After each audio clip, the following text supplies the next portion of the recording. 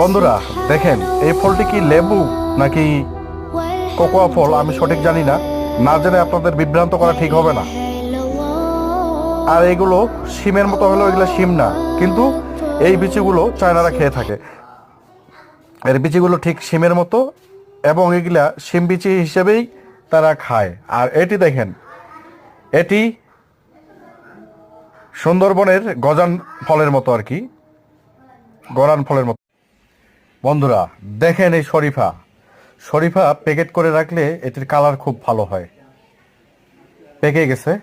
আর এই যে দেখেন একবার আলুগুলো, দেখেন একবার এই আলুগুলো কত বড়। ও মাই গড, এক একটা আলুর ওজন কত হতে পারে দেখছেন কি?